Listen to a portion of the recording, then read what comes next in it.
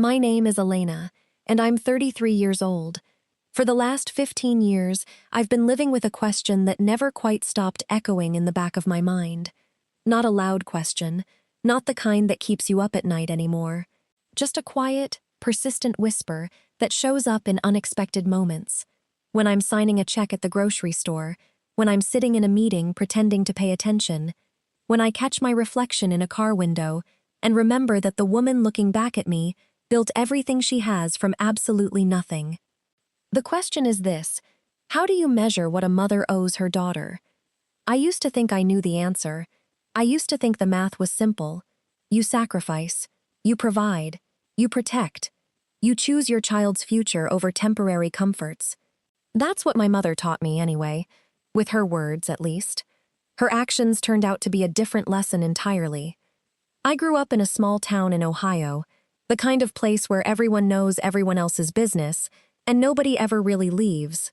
My father worked at a manufacturing plant that had been threatening to close for as long as I could remember. Every few years, there would be rumors about layoffs, about outsourcing, about the company moving operations overseas. And every few years, my father would survive the cuts while men around him were let go. He'd come home with a tired smile and say, "Still employed, still blessed."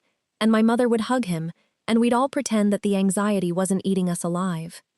My mother worked part-time at a dental office, filing paperwork and answering phones.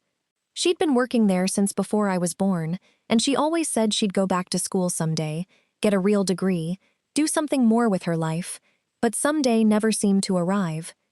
We weren't poor in the dramatic sense, but we lived with a constant, low-grade financial anxiety that colored everything. I learned to read my parents' moods by the way they opened envelopes, the quick exhale when a bill was lower than expected, the tight jaw when it was higher.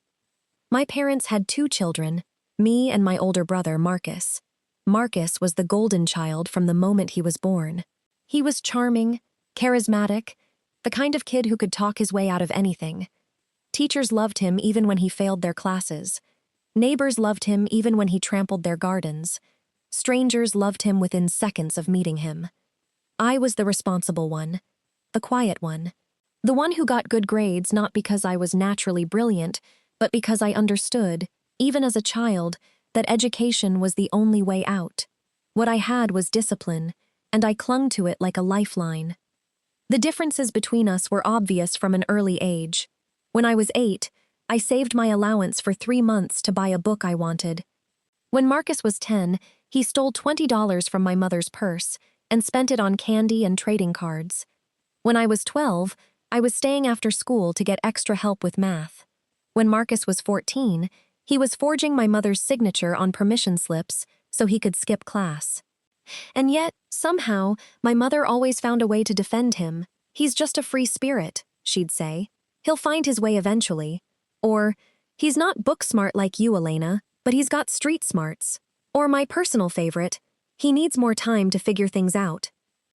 It took me years to understand what was really happening. My mother saw herself in Marcus, the person she might have been if she hadn't been trapped by circumstances, and she saw herself in me too, the dutiful daughter, the one who sacrificed, the one who put everyone else's needs first. The difference was, she loved one of those versions of herself, and she resented the other. When I was 12 years old, my grandmother passed away. She was my mother's mother, a woman I'd only met a handful of times because she lived in another state and we couldn't afford to visit often. She was a stern, practical woman who'd raised 4 children on a factory worker's salary after her husband died young. She left behind a small inheritance. I remember the conversation my parents had in the kitchen late one night, thinking I was asleep. I was sitting at the top of the stairs, holding my breath, listening through the heating vent. "She left $25,000, my mother said, her voice hushed. "After the funeral costs and everything, it's about 22. My father let out a long breath. "That could pay off the credit cards, give us some breathing room. Maybe we could finally fix the roof." There was a pause. Then my mother said something I'll never forget. "I want to put it aside for the kids, for college."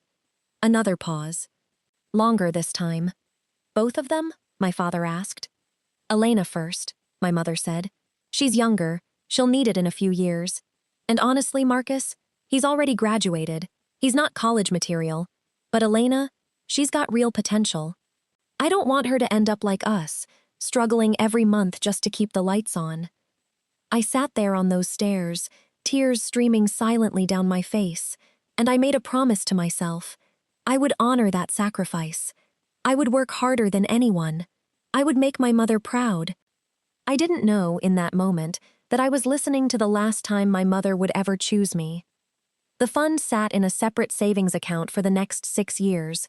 It grew through 3 specific sources, and I know each one because I spent years reconstructing the exact numbers.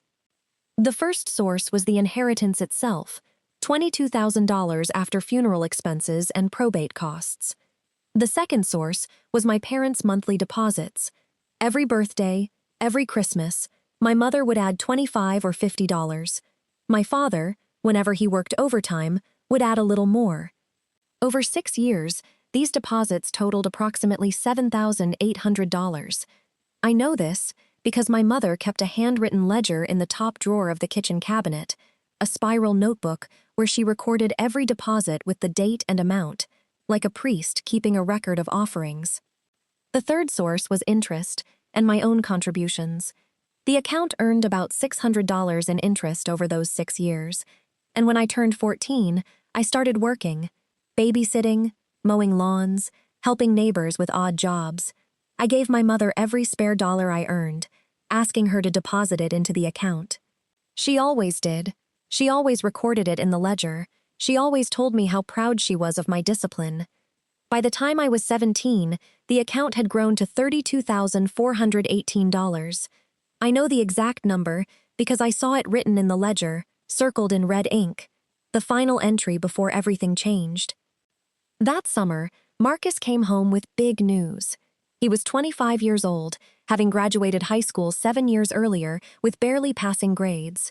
Since then, he'd been drifting, working odd jobs, living at home, spending his money on video games and nights out with friends.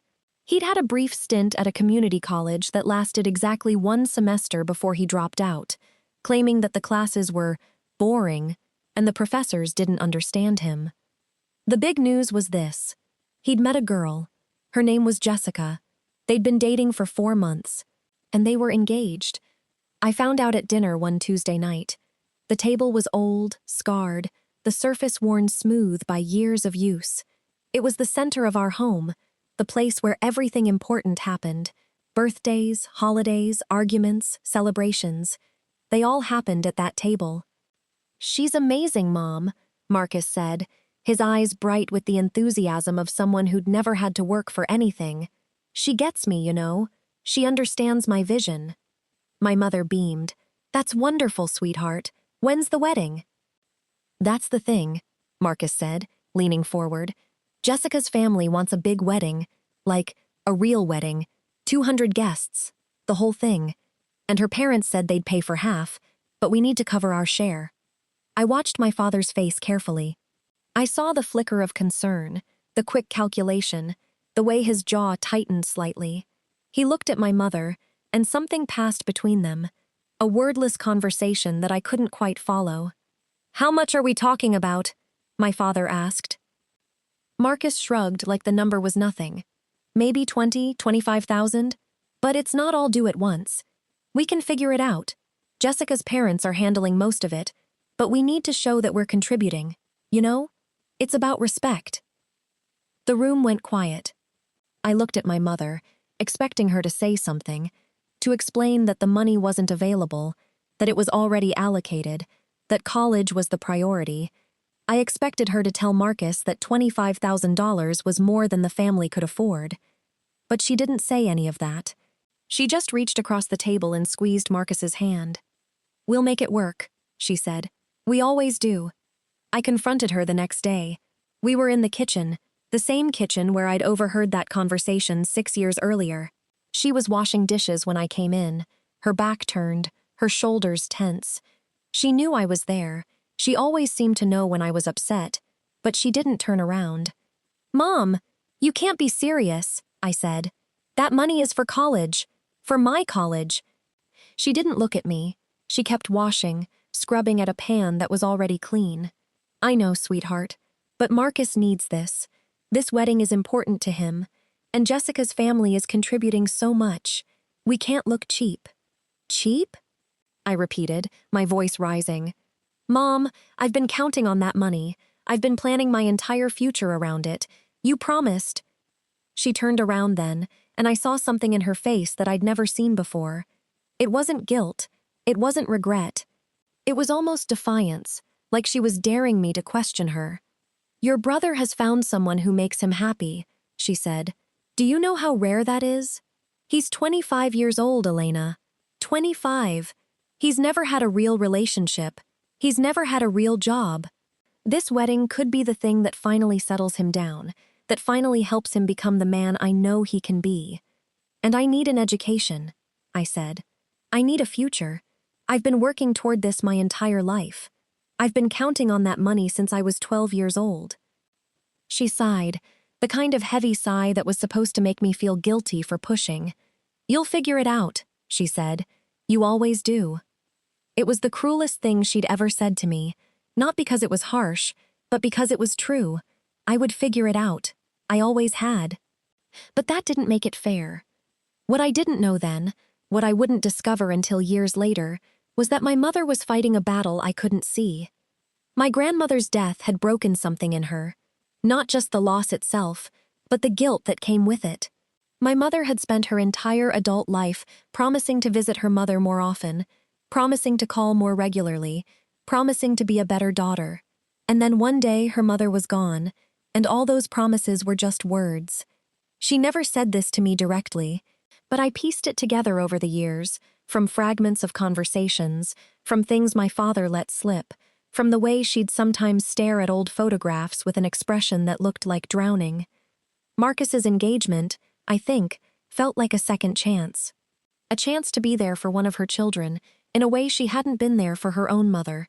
A chance to prove that she could show up, could sacrifice, could be the mother she'd always wanted to be. The problem was, she chose the wrong child, and I was the one who paid for it. The months leading up to the wedding were a blur of planning and preparation. Jessica's mother took charge of most of it, but my mother was involved in every decision. They spent hours on the phone discussing flower arrangements and seating charts and appetizer options. They went to tastings and fittings and venue tours. I watched it all from the sidelines, invisible, forgotten. No one asked my opinion. No one asked how I was feeling. No one acknowledged that the money funding this elaborate celebration was supposed to be mine. But there was one person who noticed. One person who saw what was happening and tried to do something about it. My father. He came to my room one night, about 6 weeks before the wedding. I was sitting at my desk, staring at a stack of financial aid forms I'd printed from the Ohio State website. The numbers were swimming in front of my eyes, refusing to make sense. Elena, he said, standing in the doorway. Can I come in? I nodded. He sat on the edge of my bed, his shoulders hunched, his hands clasped in his lap. For a long moment, he didn't say anything. I want you to know something, he finally said. I didn't agree with this. I argued with your mother. I told her it wasn't right to use that money for the wedding. I stared at him. Then why didn't you stop it? He flinched, like the question had physically hurt him. Because I'm a coward, he said quietly. Because your mother, she's been carrying so much. The death of her mother, the stress of everything. I thought if I pushed too hard, I might lose her. So I didn't push. And I'm sorry. I didn't know what to say. Part of me wanted to scream at him, to tell him that his cowardice had cost me my future. Part of me wanted to hug him, to tell him I understood, to forgive him for being human. In the end, I did neither. I just sat there, staring at those financial aid forms, feeling the weight of everything pressing down on me. Your mother thinks she's helping Marcus, he continued. She thinks this wedding will fix him. She's wrong, but she can't see it yet. And by the time she does, it might be too late. Too late for what? I asked. He didn't answer. He just stood up, squeezed my shoulder, and walked out of the room. It was the last real conversation we had for years. The wedding itself was beautiful. That's what everyone said. The flowers, the venue, the dress, the food, all of it was stunning. All of it was paid for, in large part by my college fund. I stood in the crowd during the ceremony, wearing a dress my aunt had bought me because I couldn't afford anything new. I smiled when I was supposed to smile. I clapped when I was supposed to clap. I raised my glass during the toasts and nodded along as people talked about true love and forever. And the whole time, I was doing the math in my head. $25,000 for the wedding, $7,418 that had simply disappeared, and me, standing there, wondering how I was going to pay for books. The next 5 years were the hardest of my life. I enrolled at the community college, taking night classes while working 2 jobs during the day. I lived at home for the first year because I couldn't afford anything else. Marcus moved into a nice apartment with Jessica after the wedding. They bought new furniture. They went on a honeymoon to Cancun, and within 18 months they were separated. Within 2 years they were divorced. The marriage had fallen apart, predictably, in my opinion, because Marcus had never learned how to be a partner. He'd never learned how to work for something, how to sacrifice, how to put someone else's needs above his own. I saw him once during that period, about a year after the divorce.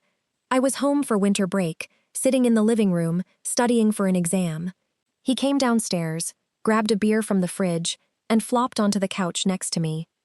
"What are you studying?" he asked, like he actually cared. "Microeconomics," I said. He nodded sagely, like he knew what that meant. "That's cool. Hey, you know what you should do? You should start your own business. Be your own boss. That's what I'm going to do, once I figure out the right idea." I looked at him, at his worn sweatpants and unshaven face, at the beer in his hand at 11 in the morning. "What happened with Jessica?" I asked. He shrugged. "She didn't get me. She wanted me to be someone I'm not, you know? Like, she wanted me to have a 9-to-5 job and a 401k and all that boring stuff, but that's not who I am." "Who are you?" I asked. He looked at me then, and for a moment, I saw something flicker in his eyes, something that might have been self-awareness, might have been fear, might have been the first stirring of understanding that his life was falling apart. "I don't know," he said quietly. "I thought I did, but I don't know." Then he took a sip of his beer, and the moment passed. The 5 years after the wedding were the hardest of my life. I enrolled at the community college, taking night classes while working 2 jobs during the day. I lived at home for the first year because I couldn't afford anything else. Every night when I came home exhausted, I had to see the wedding photos on the wall. Marcus and Jessica, beaming at each other, their perfect day preserved forever in glossy frames. But here's what I remember most about that first year. The silence. Not the silence between me and my mother. That was expected. The natural result of a betrayal that neither of us knew how to address. No, the silence I remember was the one inside my own head. The quiet that settled over me like a fog, muffling everything, making the world feel distant and unreal. I went to class. I went to work. I came home. I studied. I slept. I repeated. The routine was mechanical, almost comforting in its predictability, but there was no joy in it, no sense of progress. I was going through the motions of a life I hadn't chosen, a life that had been forced on me by someone else's choices. The only thing that kept me going was the anger. It burned low and steady in my chest, a pilot light that never went out. I didn't feed it consciously. I didn't dwell on it. But it was always there, warming me when the world felt cold, pushing me forward when I wanted to stop. Marcus and Jessica's marriage fell apart the way everyone predicted it would. The honeymoon phase lasted about 6 months, which was roughly 4 months longer than anyone who actually knew Marcus had expected. After that, the cracks started to show. I heard about it secondhand, mostly from my aunt, who would call occasionally to check on me and fill me in on the family gossip. Jessica was frustrated that Marcus couldn't hold down a job. Marcus was frustrated that Jessica didn't understand his vision. They were fighting about money, about chores, about the future, about everything. The divorce was finalized 2 years after the wedding. Marcus moved back home, broke and broken, and my mother was there with open arms. She let him stay rent-free. She cooked his meals. She told everyone it was just a temporary setback, that he'd bounce back soon. He didn't bounce back. He never did.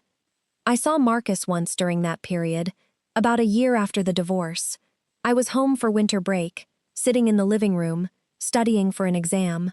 He came downstairs, grabbed a beer from the fridge, and flopped onto the couch next to me. "What are you studying?" he asked, like he actually cared. "Microeconomics," I said. He nodded sagely, like he knew what that meant. "That's cool. Hey, you know what you should do? You should start your own business. Be your own boss." "That's what I'm going to do, once I figure out the right idea." I looked at him, at his worn sweatpants and unshaven face, at the beer in his hand at 11 in the morning. He was 30 years old now, and he looked every day of it. The charm that had once made strangers love him was fading, replaced by something sour and desperate. He was becoming a caricature of himself, and he didn't even know it. "What happened with Jessica?" I asked. I didn't really want to know, but I felt like someone should ask. Someone should acknowledge the elephant in the room. He shrugged. "She didn't get me. She wanted me to be someone I'm not, you know? Like, she wanted me to have a 9-to-5 job and a 401k and all that boring stuff. But that's not who I am." "Who are you?" I asked. He looked at me then, and for a moment, I saw something flicker in his eyes. Something that might have been self-awareness, might have been fear, might have been the first stirring of understanding that his life was falling apart. "I don't know," he said quietly. "I thought I did, but I don't know." Then he took a sip of his beer, and the moment passed. The next summer, I found the ledger. It was an accident. I was home for a few weeks between semesters, and my mother had asked me to clean out the kitchen cabinets while she was at work. "Just organize things," she said. "Throw out anything expired. Make it easier to find things." I was halfway through the top cabinet when I found it. A spiral notebook, tucked behind a stack of old cookbooks, its cover worn and faded. I almost threw it away without opening it, but something made me pause. I opened the notebook and saw my mother's handwriting, the same neat, careful script she used for grocery lists and birthday cards. But these weren't grocery lists. These were records, dates, amounts, and short descriptions. Every deposit into my college fund, carefully documented. $25 on my birthday, $50 at Christmas, $200 from my father's overtime pay. I flipped through the pages, watching the numbers grow, watching the years pass. I saw my own contributions, the money I'd earned babysitting and mowing lawns, the spare dollars I'd handed over with such hope and trust. Each one was recorded, each one was acknowledged.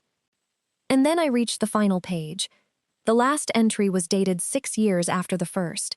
It showed the total balance, $32,418.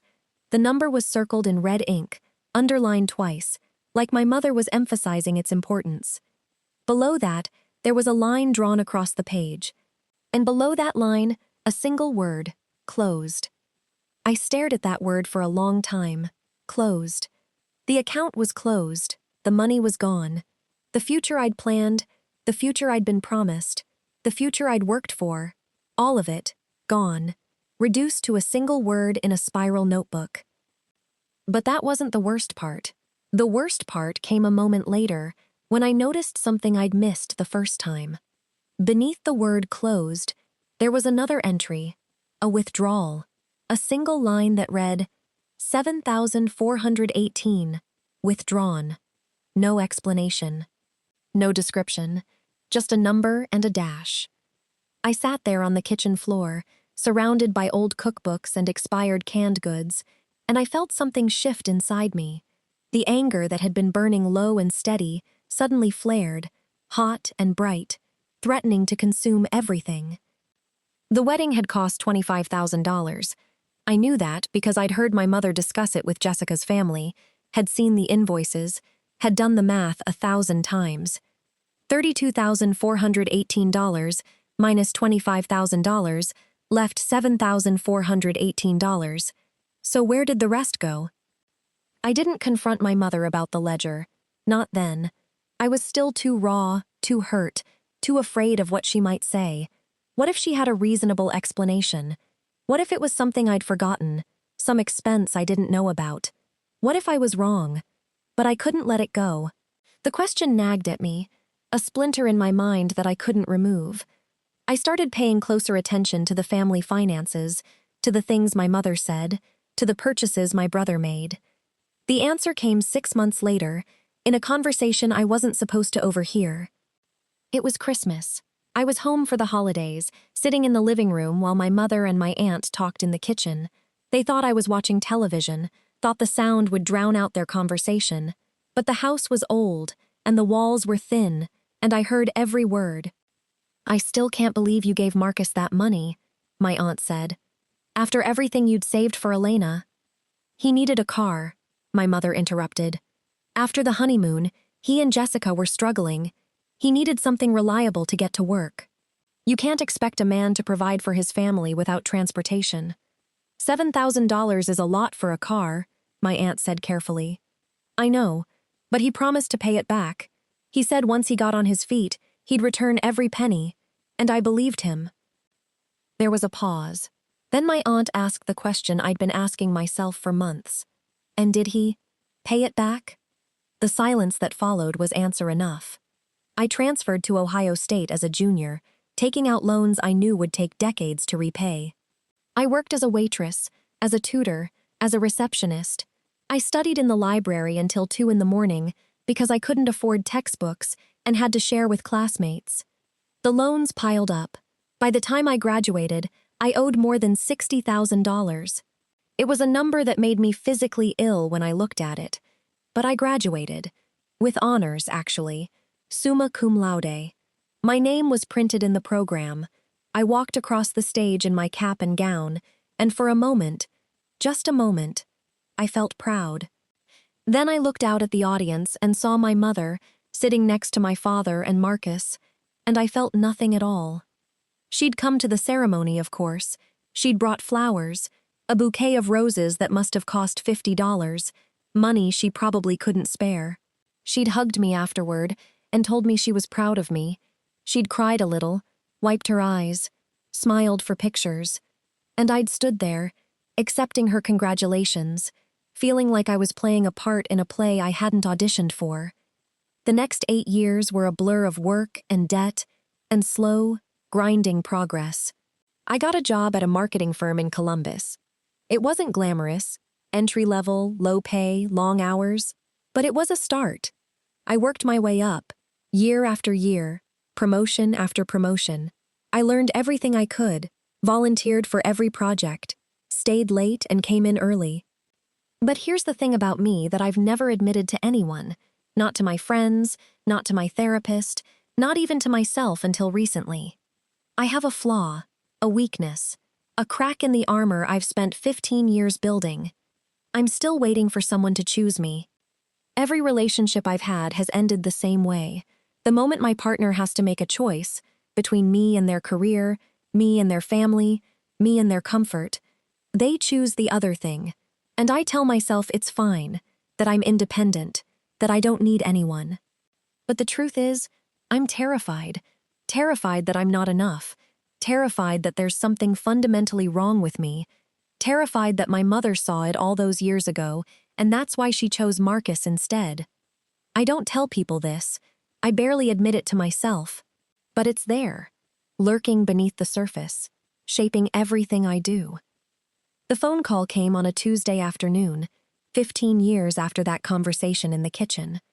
I was sitting in my office, reviewing a quarterly report, when my phone buzzed with a number I didn't recognize. The area code was familiar. It was from my hometown, that small Ohio town I'd escaped but never quite managed to forget. For a moment, I considered letting it go to voicemail. I was busy, I had work to do, and calls from home were rarely good news. But something made me answer. Maybe it was curiosity. Maybe it was the residual guilt that still lingered after all these years. Maybe it was just habit, the automatic response of a dutiful daughter who'd been trained from birth to always be available. "Hello? Elena? It's your mother." Her voice sounded different. Older, certainly. It had been years since I'd heard it regularly. But there was something else too. A heaviness. A weariness that hadn't been there before. She sounded like someone who'd been carrying a weight for too long. Someone whose shoulders had finally started to buckle. I hadn't spoken to her in months. Our relationship had never recovered from the wedding. We were polite, distant, the kind of mother and daughter who exchanged birthday cards and holiday texts, but nothing more. I didn't hate her. I had moved past that years ago, but I also didn't love her the way I once had. "Is something wrong?" I asked.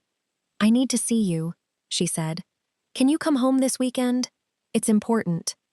My first instinct was to say no, to make up an excuse, to claim I was busy, to protect myself from whatever fresh drama was brewing in that house. But something in her voice made me pause.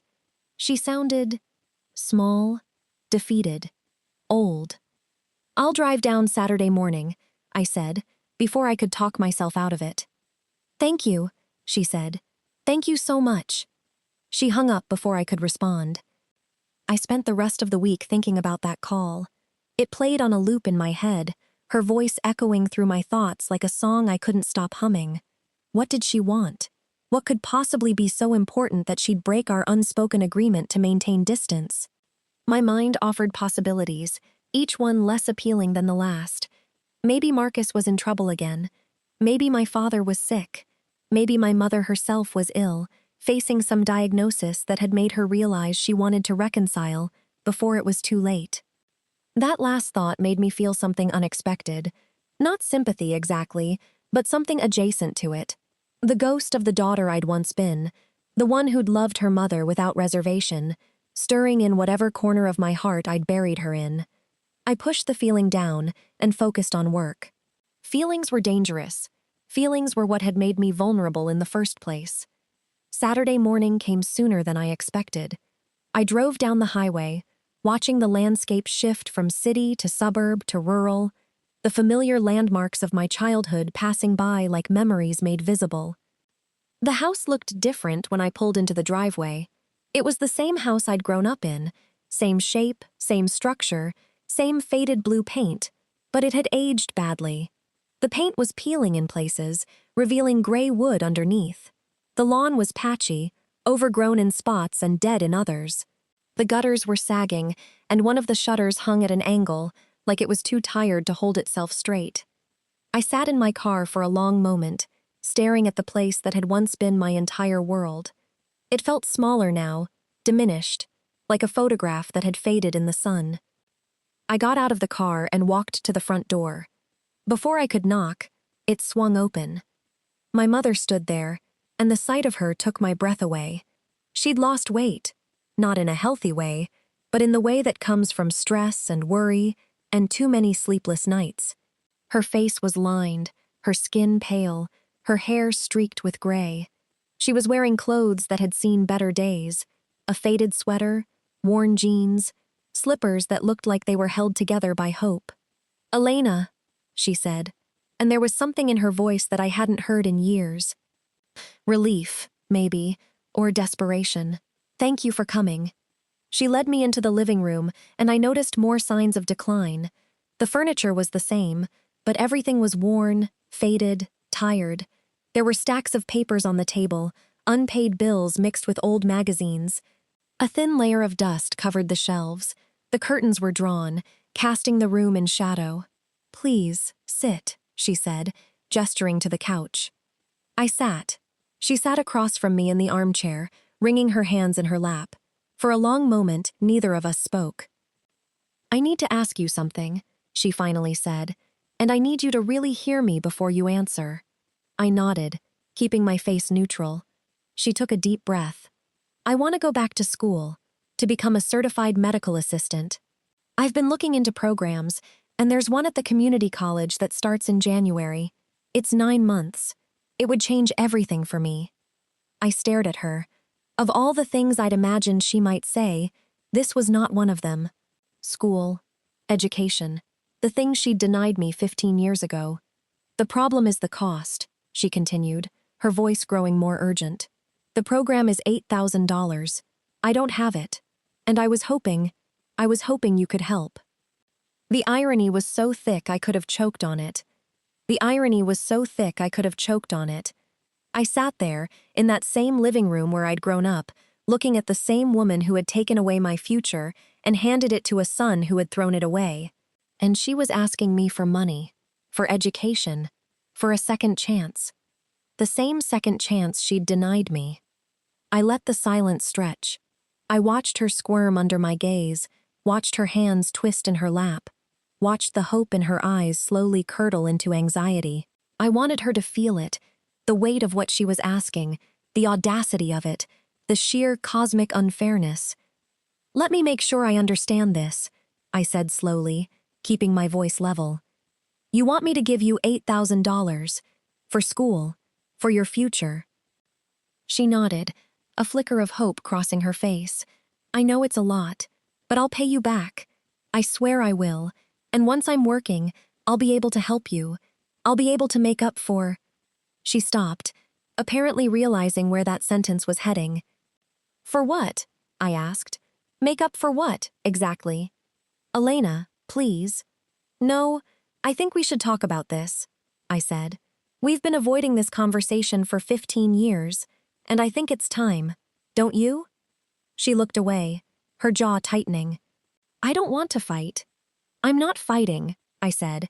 "I'm just trying to understand.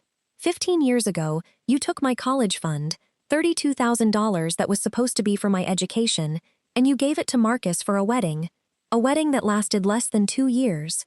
And now you're asking me to give you money for education."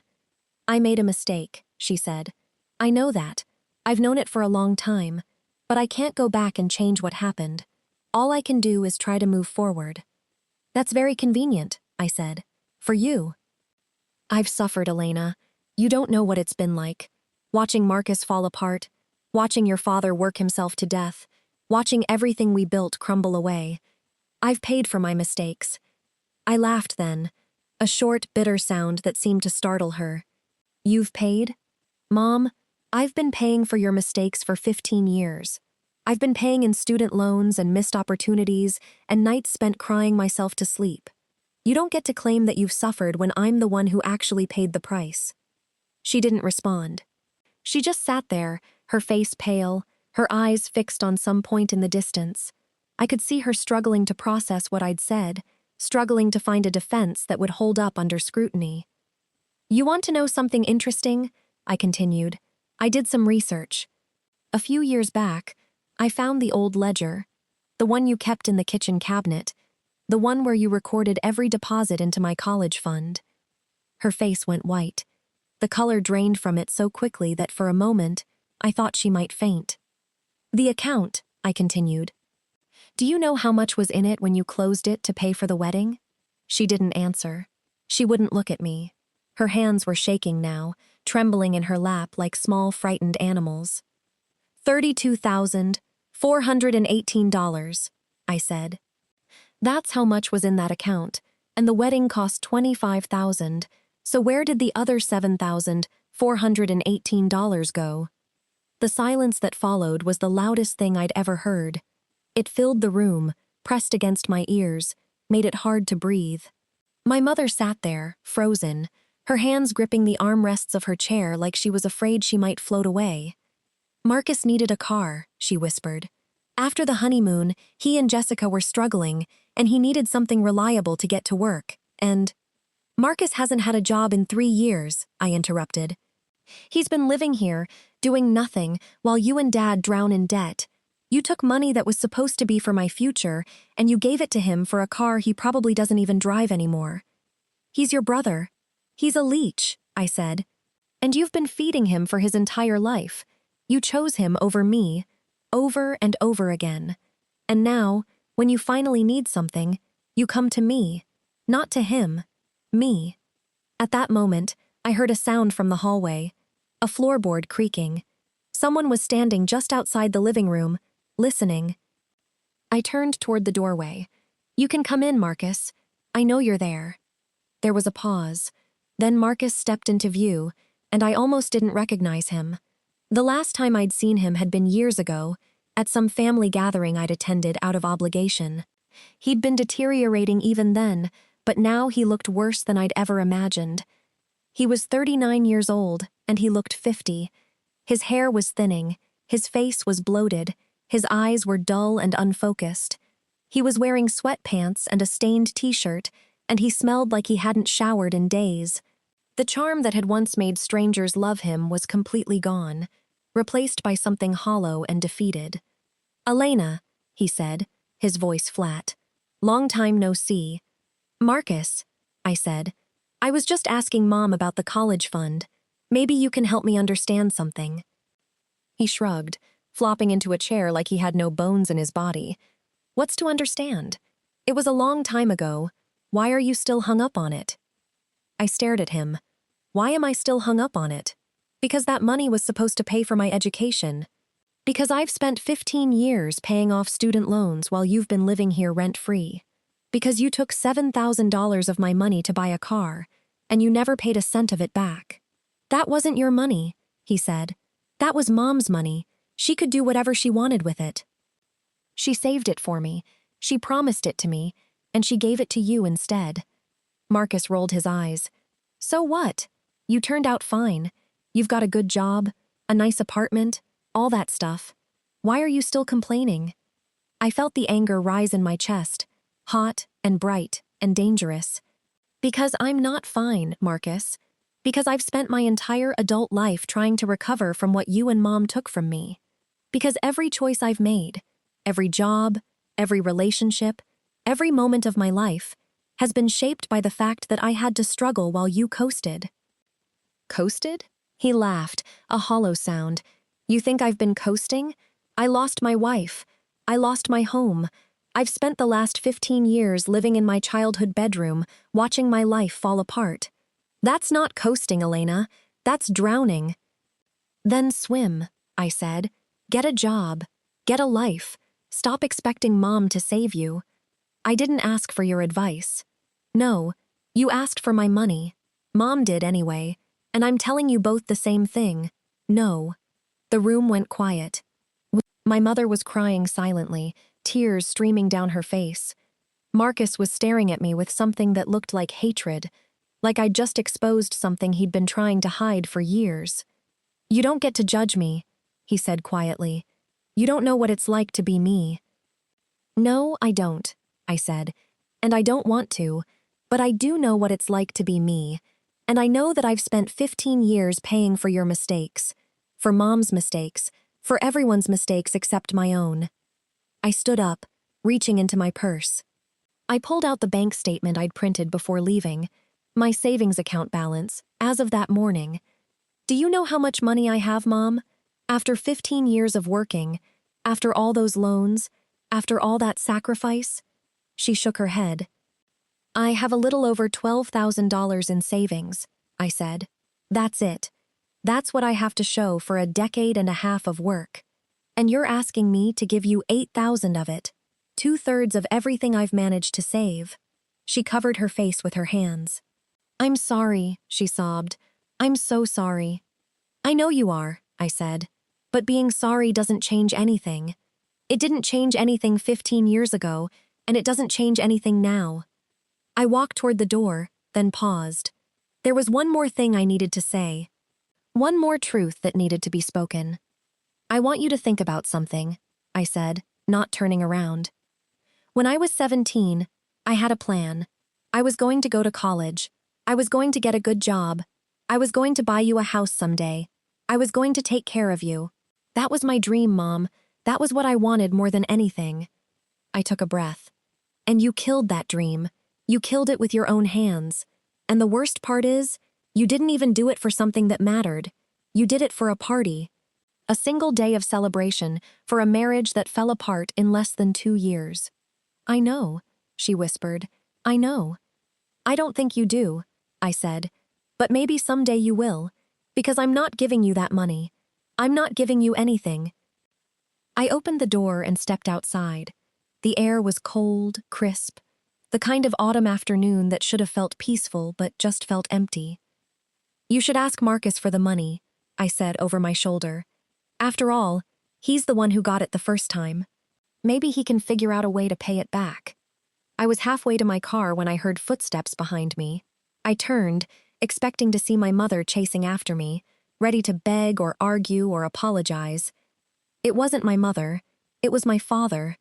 He looked older than I remembered. Much older. The years had been hard on him. The factory hours, the financial stress, the weight of watching his family fall apart. His hair was completely gray now, his face deeply lined, his shoulders stooped, like he was carrying something heavy. "Elena," he said, his voice rough. "Can I talk to you for a minute?" I hesitated. Part of me wanted to get in my car and drive away, to leave this house and all its pain behind. But something in his face made me pause. He looked desperate. Not for money, not for help, but for something else entirely. "What is it, Dad?" He took a deep breath. "I want to apologize. Not for your mother. I can't apologize for her. But for me, for what I didn't do." I stared at him. "What do you mean?"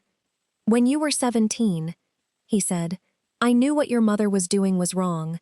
I knew that money was supposed to be for you. I knew that Marcus didn't deserve it, and I didn't stop it. I let it happen because I was afraid of losing your mother. Because I thought that if I pushed too hard, she might leave me, and I couldn't bear the thought of being alone." He paused, wiping his eyes with the back of his hand. "But I was wrong. I was a coward, and I was wrong, and I've spent every day since then regretting it." I didn't know what to say. Part of me wanted to tell him that his apology meant nothing, that his regret didn't pay my student loans, that his cowardice had cost me 15 years of struggle. But another part of me, the part that remembered sitting on the stairs at age 12, listening to my parents talk about my future, wanted to forgive him, not because he deserved it, but because I was tired. Tired of carrying the anger, tired of nursing the resentment, tired of letting the past define my present. "I know," I said quietly. "I know you were scared, and I know you regret it, but knowing doesn't change what happened." "I'm not asking you to change it," he said. "I'm just asking you to know that I see it. I see what you went through. I see what you built despite everything. And I'm proud of you, Elena. I've always been proud of you." I felt tears prick at my eyes, and I blinked them back. "Thanks, Dad." He stepped forward and hugged me, a quick, awkward embrace that felt like it was trying to bridge 15 years of distance in a single moment. Then he let go and stepped back. "Your mother's not a bad person," he said quietly. "She's just broken. She made the wrong choice, and she's been paying for it ever since. That doesn't excuse what she did, but maybe it explains it." I nodded. "I know." "Do you think you'll ever forgive her?" I considered the question. "I don't know," I said honestly. "Maybe someday, but not today." He nodded, like he understood. "That's fair." I drove home that evening, the highway stretching out before me like a ribbon of possibility. I didn't feel triumphant. I didn't feel satisfied. I felt free, in a way I hadn't expected. Like a weight I'd been carrying for 15 years had finally been set down. The miles passed, and I thought about my mother, sitting alone in that decaying house, crying over the mess she'd made. I thought about Marcus, probably in his room, playing video games, oblivious to everything. I thought about my father, working himself to death at a job that was slowly killing him, trapped in a life he never chose. And I thought about myself, the woman I'd become, the life I'd built, the future I'd earned, one painful step at a time. I didn't give her the money. I didn't give her anything. And as I drove toward my own home, toward my own life, I realized that was exactly what I should have done all along. Not out of spite, not out of revenge, but out of self-respect.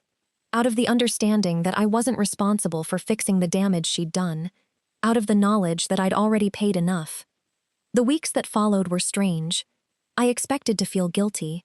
I expected to lie awake at night, wondering if I'd made the right choice. I expected the voice in my head, the one that had been trained to always, always put family first, to start screaming at me. But it didn't. The voice was quiet. The guilt never came. Instead, I felt something I hadn't felt in years. Peace. The kind of peace that comes from finally saying the things you've been holding inside. The kind of peace that comes from drawing a boundary and holding it. It's been 6 months since that conversation. My mother hasn't called. Neither has Marcus. My father sent me a text on my birthday. Hope you're doing well.